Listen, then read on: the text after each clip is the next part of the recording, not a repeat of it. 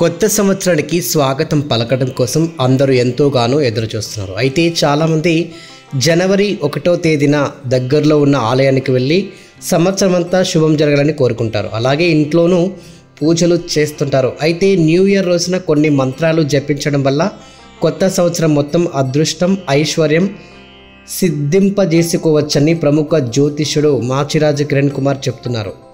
ఆ మంత్రాలు ఏంటో ఇప్పుడు చూద్దాం. గణపతి మంత్రాలు.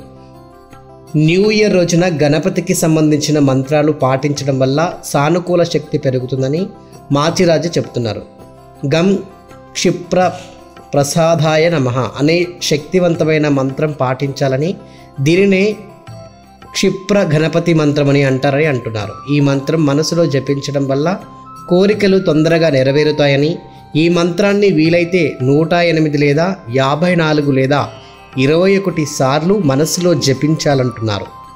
అలాగే జనాకర్షణ కోసం ఘాం గీం ఘూం ఘైం ఘౌం గహ అనే మంత్రాన్ని పాటించాలని, దీనిని గణేశ మాతృక న్యాస మంత్రమని అంటారని చెప్తున్నారు.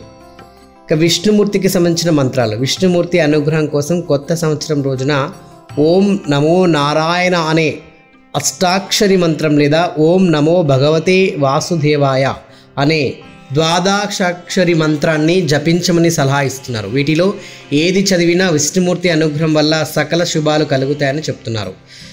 ఇక కొత్త సంవత్సరం మొదటి రోజున గణపతి అనుగ్రహం కోసం శక్తివంతమైన సంకట నాసిక గణేశ స్తోత్రం చదువుకోమంటున్నారు. అలాగే విష్ణుమూర్తి అనుగ్రహం కోసం విష్ణు సహస్రనామం చదువుకోవాలని సూచిస్తున్నారు. అలాగే విష్ణు పంజర స్తోత్రం కోసం కూడా ఉంటుందని, దానిని పాటించడం వల్ల శత్రు బాధలు, సృష్టి దోషాలు, ఎదుటి వాళ్ళ ఏడుపులు అన్నీ తొలగిపోతాయని అంటున్నారు.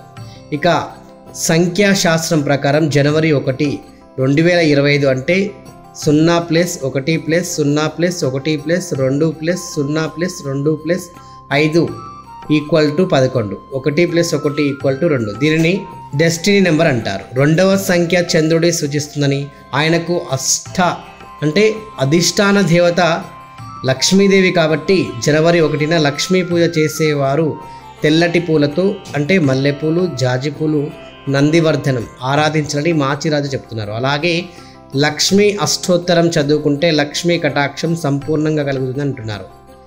ఈ వీడియో కనుక మీకు నచ్చినట్లయితే లైక్ చేయండి, షేర్ చేయండి, కామెంట్ చేయండి. మరిన్ని లేటెస్ట్ అప్డేట్స్ కోసం మా ఈ ఛానల్ని సబ్స్క్రైబ్ చేసుకోండి. కింద ఉన్న బెల్ ఐకాన్ని క్లిక్ చేయండి.